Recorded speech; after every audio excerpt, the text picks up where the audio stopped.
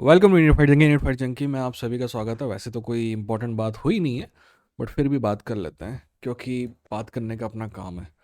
तो एमएमए की और कॉम्बैट स्पोर्ट की दूसरी खबरों के साथ मैं आपके साथ मौजूद हूँ। आप देख रहे होंगे कि साला वीडियो बनाने बैठ गया है और फिर भी मोबाइल देख रहा है। क्या करे दोस्त, इससे पैसा मिलता नहीं है, उससे मिलता है ना। एनीवेज, आगे बढ़ने से पहले सब्सक्राइब करें, सब्सक्राइब करके बेल आइकन में क्लिक करें क्योंकि ये कॉमेडी स्पोर्ट का सबसे बेहतरीन चैनल है। आज हम बात करेंगे डस्टिन पोरिया की, कोबी कविंगटन की, इयान गैरी के चुतिया पे की। फिर से वो बंद ही नहीं हो रहा है ना। और क्या बात करनी है, जीएसपी निक डियाज के बारे में बात करेंगे, इस्लाम मकाचेव के बारे में बात करेंगे। बड लाइट की जो डील है उसमें $50 मिलियन ऑलरेडी मिल गया है यूएफसी को, और उसके आगे क्या मिलने वाला है उस बारे में बात करेंगे। कॉनर मैग्रेगर की बात करेंगे, यूरी प्रहास का, हमजा चिमाएव की बात करेंगे, बॉबी ग्रीन की बात करेंगे, डेनिस डैन होगर की बात करेंगे, और अगर टाइम मिलेगा तो एलेक्स परेरा की भी बात करेंगे। पर इन सब के बारे में बात करने से पहले, जैसा कि मैंने आपसे पहले भी कहा, सब्सक्राइब करने का, बेल आइकन में क्लिक करने का, क्योंकि ये कॉम्बैट स्पोर्ट का सबसे बेहतरीन चैनल है। सबसे पहली बात जिसके बारे में हम बात करने जा रहे हैं वो बात जो है कोवी कविंगटन को लेके है। कोवी कविंगटन का कहना है, मतलब कोवी कविंगटन, यार कोवी कविंगटन ना बकचोद है, राइट। तो वो जो भी कह रहा है ना वो सब बकवास है, ठीक है, उसका रियलिटी से कोई संबंध नहीं है। पर फिर भी मैं बता देता हूँ कि क्या कह रहा है। कोवी कविंगटन का कहना है, क्योंकि वो 2 बार हमजा उस्मान से लड़ा तो वो उस्मान थक गया, उससे उसकी जितनी भी एनर्जी थी सब खत्म हो गई, इसीलिए Leon was able to knock him out. कोवी कविंगटन ये भूल जाता है कि एक बार नॉकआउट करने के बाद अगली फाइट भी लियोन एडवर्ड्स ने हराया उसको, उसका क्रेडिट किसको देना चाहेगा वो। एनीवेज, दोस्त ये है कि इनकी फाइट आ रही है कब, पास में। और लियोन एडवर्ड्स एक शानदार फाइटर है, बट फाइट प्रमोट करने के लिए कोई ज़्यादा मेहनत करता नहीं है वो। और कहा जाए तो कैमरे में कैरिज्मेटिक भी नहीं है वो। ये शानदार फाइटर है तो बेचारा इसको ही पूरी मेहनत करना पड़ेगा फाइट के लिए, तो वो कर रहा है। तो कोवी कविंगटन एक प्रकार से जो भी कर रहा है, जितनी भी पकड़ कर रहा है, वो लियोन एडवर्ड्स की हेल्प ही कर रहा है। क्योंकि जितना ज़्यादा वो फाइट को सेल करेगा उतना पेपर व्यू सेल होंगे और उतनी ज़्यादा कमाई होगी। अगली बात जो है वो है डस्टिन पोरियो को लेके।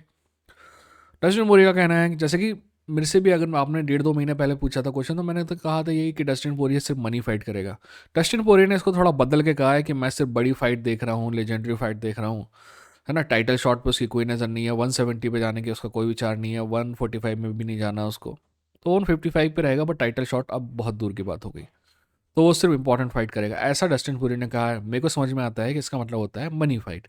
अब लोग बात कर रहे हैं कि डस्टिन पोरियो जो है UFC 300 में फाइट करना चाहता है, तो क्या UFC उसको UFC 300 में फाइट करने का मौका दे सकती है? बिल्कुल दे सकती है, बट यहाँ पे थोड़ा सा बट है। प्रॉब्लम यह है कि डस्टिन पोरिये जो है, अगर ज़्यादा पैसे की फाइट की उम्मीद कर रहा है तो UFC 300 में उसको नहीं मिलेगी, क्योंकि UFC 300 का जो कार्ट है वो ऑलरेडी खतरनाक टाइप से स्टैक्ड होगा, है ना।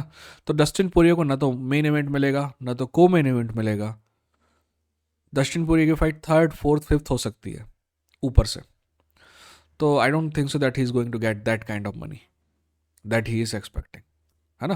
कहीं और हो, किसी कार्ट में वो को मेन इवेंट हो या मेन इवेंट हो, तब उसको इज्जत से पैसा मिलेगा। ऐसा हर कार्ड के लिए ज़रूरी नहीं है, पेपर व्यू कार्ड के लिए ज़रूरी है। ओके, अगली खबर जो है वो है, दोस्त, मैं कब 2 महीने से इस चीज़ का वेट कर रहा हूँ। 2 महीने से मेरे को बता के बैठे हैं लोग कि निक डियाज और जीएसपी का ग्रैपलिंग मैच हो रहा है। अब पता चला है कि मैच नहीं हो रहा है, दोनों में से किसी एक को इंजरी हो गई है। यार, I just want watch Nick Diaz again. Nick Diaz, अगर आप मेरा कभी लाइव देखते हैं तो पिछली बार लाइव में किसी ने पूछा था मेरे से कि मेरी फेवरेट फाइट कौन सी है, तो मैंने कहा था कि निक डियाज वर्सेस तकनारी गोमी और Nick Diaz versus Paul Daley. I really want Nick Diaz. I want Nick one more time to see Nick Diaz fight. I hope that he fights again. I hope that he is happy. Nick Diaz is a great guy. लोग कहते हैं ना, Nick Diaz spiritually बहुत शानदार है, Nick Diaz mentally बहुत शानदार। मैंने काफ़ी कुछ, देखो, ये ना, ये दुनिया अजब है। इस देश में काम करने वाले नहीं चलते हैं, बकचोदी करने वाले चलते हैं। ये इस देश की बात नहीं है, पूरी दुनिया का यही है। तो कई कई बॉक्सर ऐसे होते हैं, कई फाइटर ऐसे होते हैं जिनको सही से बोलना नहीं आता है, पर जब वो बोलते हैं तो बहुत इंपॉर्टेंट बोलते हैं, राइट। मतलब कहने का मतलब है कि बहुत लॉजिकली बोलते हैं, इंटेलेक्चुअली साउंड होते हैं। तो ऐसे दो फाइटर हैं, माइक टाइसन और निक डियाज। निक डियाज, जैसे कि निक डियाज का मैं एग्जांपल देता हूँ आपको। निक डियाज ने एक बार कहा था कि लोग बोलते हैं कि मैं फ़ाइट के बारे में सोचता ही नहीं कि मैं हारूंगा। लोग बोलते हैं ऐसा। निक डियाज बोलता है कि मैं हमेशा सोचता रहता हूँ कि मैं हारूंगा। अगर मैं ऐसा सोचूंगा कि मैं हारूंगा तो मैं सोच सकता है कि वो देखूँ कि क्या प्रॉब्लम है, कैसे हारूंगा, तो उस प्रॉब्लम को मैं हटा के बेहतर बन सकता हूँ। It make sense, right? Mike Tyson के तो मैं आपको सैकड़ों एग्जांपल दे सकता हूँ, right? That everybody has a strategy until they get punched in a face, right? एक से एक है। And I want these people to get the respect they deserve. Anyways, आगे बढ़ते हैं। इस्लाम अगरचे आपका कहना है कि वो फाइट करेगा, बट जहाँ फाइट करना चाहता है रमज़ान के पहले। दोस्त, मैं जिस देश में बड़ा हुआ हूँ हम रमज़ान ही कहते हैं, ठीक है? अब आप रमज़ान कहने लगो तो मुझे ये लगता है कि इस्लामिक वर्ल्ड को जो लेवल, हाई लेवल का लिटरेचर मिला है ना, वो इस ज़मीन से मिला है। आप पुराना इंडिया कह लो, इंडिया पाकिस्तान बांग्लादेश कह लो, तो मैं रमज़ान जो है बचपन से कहते हैं तो मैं रमज़ान ही कहूँगा, ठीक है?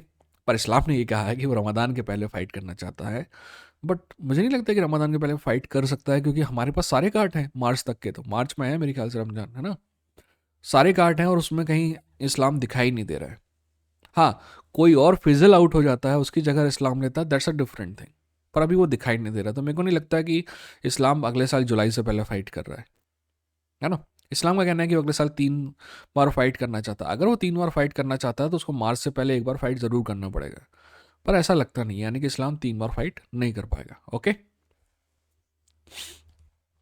यूएफसी और बड लाइट डील में यूएफसी को $50 मिलियन का एडवांस मिल गया है, बहुत अच्छी बात है। टोटल डील जो है पर ईयर 5 साल की डील है। $105 मिलियन मिलेगा हर साल यूएफसी को। और अगर एक पेपर व्यू इवेंट एक्स्ट्रा करती है यूएफसी तो $10 मिलियन मिलेगा, है ना? अब डेना वाइट का कहना है कि ये कंपनी इतनी अच्छी है, उतनी अच्छी है, इस वजह से हम साथ में हैं, ये वेटरन्स के लिए ये करती है, ये होमलेस लोगों के लिए ये करती है साथ में। अरे भाड़ में जाए ना, किसके लिए क्या करती है?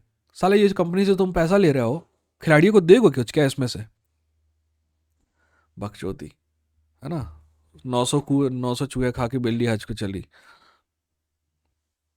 एनीवेज, कॉनर मैकग्रेगर जो है ट्विटर, पुराना ट्विटर नया एक्स जो है उससे बैन हो गया, डीएमसीए मिल गया उसको। डीएमसीए क्या होता है यार? ये अजीब, मतलब मैं जिस दुनिया में काम करता हूँ ना, डीएमसीए उसमें बहुत उंगली करता है। कई आर्टिस्ट होते हैं, मतलब डीएमसीए सिंपल आप कहेंगे कॉपीराइट हिट। आपने किसी का कॉपीराइट मटेरियल यूज़ किया है तो कॉपीराइट हिट। बट यहाँ पे वो अकॉन का गाना गा रहा था, अकॉन का या किसी और का, आई डोंट नो, किसी भी सिंगर का गाना गा रहा था, तो उस वजह से उसको डीएमसीए आ गया। आप देखते नहीं, ये हद बकचोदी है। इंडिया में नहीं, पूरी दुनिया में कवर सॉन्ग गाना अलाउ है, यानी कि मैं कोई और सॉन्ग, किसी और का सॉन्ग है तो वो अपनी आवाज़ में मैं गा सकता हूँ। मोनेटाइज नहीं कर सकते बट गा सकते हैं, राइट? तो वो सिर्फ गा रहा था, मोनेटाइज नहीं कर रहा था। कॉपीराइट वाले जो है ना, मैं आपको बता रहा हूँ एक मैं आपको 2-2.5 साल पुरानी बात बताता हूँ। क्या होता है कि हम लोग एक जगह पे एक चीज़ रिकॉर्ड कर रहे थे, है ना? हम लोग के पास पैसा तो रहता नहीं है, तो रिकॉर्ड भी कर रहे थे, मतलब लाइव शूट कर रहे थे और लाइव ही रिकॉर्ड कर रहे थे आवाज़ें, राइट? सिंपल वो सस्ते वाले माइक थे, यहाँ पे लगे हुए थे लपेल माइक, और लोग रिकॉर्ड कर रहे थे, राइट? पान की दुकान का सीन था। तो थोड़ा बहुत रिकॉर्ड किया और चले गए, और फिर वीडियो अपलोड कर दिया। अब मतलब जो प्रोड्यूसर है उसने अपने चैनल में वीडियो अपलोड किया। अब वीडियो अपलोड किया तो 1.5-2 महीने तक चलने लगा, और फिर एकदम से टी सीरीज़ ने उसको डीएमसी डाला और उसकी सारी कमाई ले ली। अब आप सोच रहे होगे कि क्यों डाला? हमने कोई गाना यूज़ किया था कि नहीं किया था? कोई म्यूज़िक था उस पूरे वीडियो में? नहीं था। अब एक्चुअल में क्या है कि जिस पान की दुकान में हम लोगों ने शूट किया था ना, राइट, उससे थोड़ी दूर एक गाना बज रहा था।